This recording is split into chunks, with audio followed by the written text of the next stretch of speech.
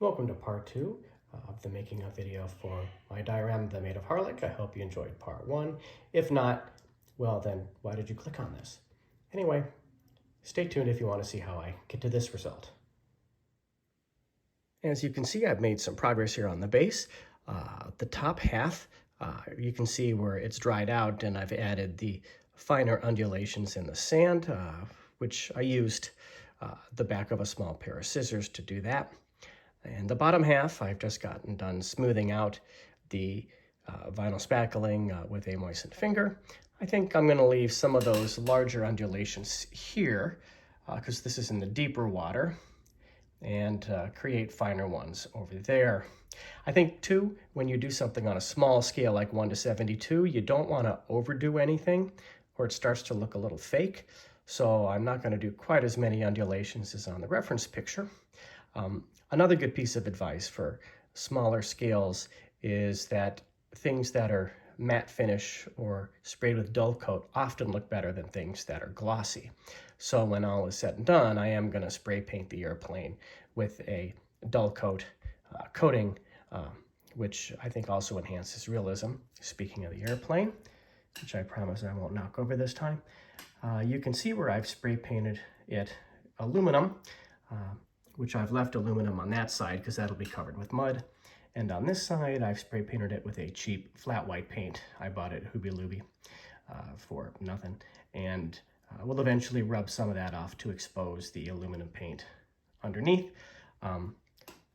As I may have said before, I do like to use acrylic paints. They're non-toxic and easy to use and dirt cheap at a place like Hooby Looby or wherever you buy your paints. They come in a million shades. You don't even have to mix them together to create the shade you want sometimes. But occasionally you do have to use rattle cans or an airbrush. I don't bother with an airbrush. I think they're great for a lot of people, but I like to get by without one. They're an expense. There's a lot of cleaning and a lot of hassle. Whereas with a rattle can, you just go out and spray. Now, I do all my spraying outside the house. I think you do want to take fumes and aerosolized paint matter seriously. I wear an N95 mask when I do my spraying.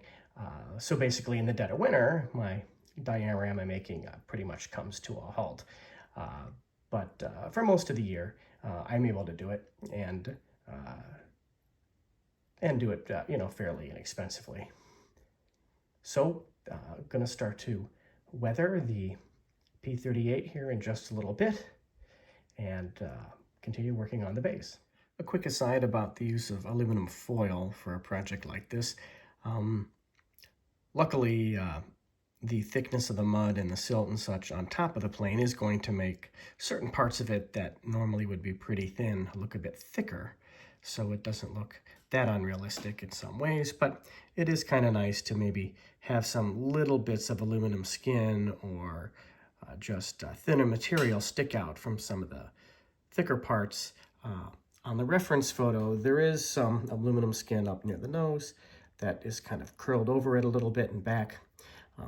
And in some other areas, I've put some aluminum foil on. I glue it with either Elmer's glue or super glue, whatever seems to want to hold. Now, once you've got it all painted up, it's held in place pretty firmly, but it is important to get it glued down pretty good. And I've made two little aluminum strips that I took a hobby knife to make a central depression in. That will be part of the support for this engine that was still remaining in place on the reference photo and is rusted a little bit. You'll see what I mean after maybe the next step when I've fully weathered the plane. Well, this is quite a change from the last time you saw the P38 Lightning. How I've weathered this is doing the Vallejo thick mud or those aspects of it. And then, since aluminum oxidizes rather than traditionally rusts, I used a combination, here are my paint wells, of white with a little beige and about a 1:1 beige and white mixture. I put the 1:1 mixture down first using a dabbing technique or dry brush technique with either a brush or with a Q-tip. And then you can either rub it in with a finger or with the Q-tip. Or if you want to make it more of a stippled appearance, you take a smaller brush and you just dab it on like that, and then leave it. So basically, just following the reference photograph, I tried to recreate the pattern that you could see there. In areas where there's holes or deterioration that pierced the skin, I used a little bit of black wash to create an illusion of depth. And then since there is a little traditional rust on the aircraft, I put a little bit of rust wash around some of those holes and over here, like that. It looks a little more pronounced on the video than it does in real life, where the effect is a bit more subtle. And I just kept doing that until I was happy with the appearance of the plane. The next thing is to go back to the base and continue to paint that, and then I'll be attaching the airplane. We'll see how that goes. I've taken epoxy putty, which is loads of fun to play with. It's like really hard to mix Play-Doh that smells like burnt hair. And I have to admit, it's a little tougher to work with than I even remembered. I did put the blocks in my pocket to warm them up a little before I mix them together. I think that helps keep them more malleable. And then, as you can see, I covered the gaps and created a little bit of the beach washing up onto the aircraft using it. I didn't have to use very much, only about, $4 worth, maybe at most.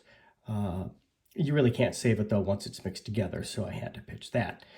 I let all this dry, and then I'm going to maybe potentially smooth out the edges of the epoxy putty using the vinyl spackling, which is a little easier to work with and easier to make a thin coat with. And then paint the whole thing and do the water. All painted up and a little bit of greenery added, looking at the reference photograph.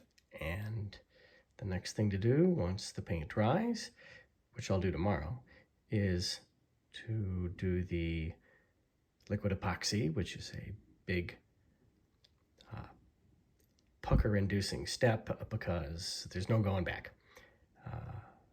I'll let this dry and give her a whirl tomorrow. I've poured the epoxy resin, which I did in 2 different applications. The first one I poured about 2/3 to 3/4 of the 2 bottles mixed together. What I'm trying to achieve is an effect where the bottom right, for all the green and blue, appears to look a little deeper, the airplane a little shallower, and then parts of the sand even, like up in here, you can see is even sticking out a little bit and looks a little bit more like exposed beach. There were 2 parts that were a little shallow, so I mixed together the rest of the epoxy resin. I let it sit a little bit so it thickened up a little, and then I kind of spot poured around the airplane and the couple of shallower spots that I wanted to get a little deeper, and I think that worked out reasonably well. A few things about epoxy resin: always wear gloves. You don't want to get it all over your hands. Number 2 is wear crappy clothing, because if you get even one drip on what you're wearing, it's never coming out. Number 3 is to pour it in a big plastic lid or container like you see here, in case inevitably something drips outside. Luckily, nothing seemed to leak through the styrofoam. And number 4, you will be unsurprised to guess, is don't make a great big mess, for reasons we have discussed in detail in the past. So the next thing to do is let this harden. I'm going to wait at least a day. I do keep a light shining on it to provide a little extra heat to help it harden faster, because this is a spare bedroom and it's a little bit cool in here. And then tomorrow I'm going to apply some clear varnish to create some small waves, which, does also help cover up maybe a few little imperfections that might still be visible. And then, by then, maybe I'll just be about done. So maybe you didn't see this coming, but I thought I was completely done with this piece, and in fact had posted it on a couple of diorama groups on Facebook and got some positive feedback regarding it. But then it just started to bug me a little bit, in the sense that I think the color of the seabed was not quite right. Looking at the reference photo, there's a lot more green, and I had a little bit more blue than I probably should have had. So I began thinking of what could I do maybe to, I wouldn't say fix it because it looked okay, but improve it. So in the end, I was like, I'm going to paint the seabed again. I'm going to paint it in more olive green tones, which is actually closer to the reference photograph anyway. And then I'm just going to redo the liquid epoxy resin on top of the previously poured resin. And that's what I did. Now that's really biting a bullet, because if you screw it up, basically I'm in the territory of I'm going to reorder all the parts and do this all again. But instead, I think because I was very careful how I poured that resin, it actually has turned out pretty good. As you can see, I've reapplied the clear varnish just on the area that I repoured, which is where you would get surface ripples, I'm guessing from wind anyway. So these waves are not really the tidal sort of waves as much as, I think, surface waves from, like I said, the wind. But those parts that go around the edge of the airplane would reflect the tide coming in or going out, probably going out as the case may be, because it's leaving water behind. Anyway, I'll let this dry overnight and then do one final, I promise you, video on this piece tomorrow. Here's the completed piece. After I did the varnish, you can see it does look markedly different than it did a couple of videos ago before I repainted the base, but I'm generally happy with how the base turned out. I think it looks a little bit more realistic and a little closer to the reference photo. I'll get a little closer so you can kind of see a little bit more of the plane, and tilt up and you can see my label for the piece, which is fashioned into a pub sign. I thought the Maid of Harlech sounded a lot like the name of a pub, so I used the official Maid of Harlech preservation logo and made a pub sign out of that. I like to make something out of toothpicks and paper like I have here for all of my projects. Someday maybe I'll show you some of the others and you can see how I've done a similar sort of thing on those. But in general, I think this turned out pretty good. I'll pivot around here so you can see it from a slightly different angle. And now it is on to the next. So thank you if you've made it this far. I hope it hasn't been too boring for you with my impromptu low-tech videos. I'm not sure they will ever get any more high-tech than this, because I just don't know how important that is. I think building the models and making the dioramas look as good as they can is the important thing. Anyway, I'm signing off for now. Gotta make sure I clean up any messes I left behind. Just kidding.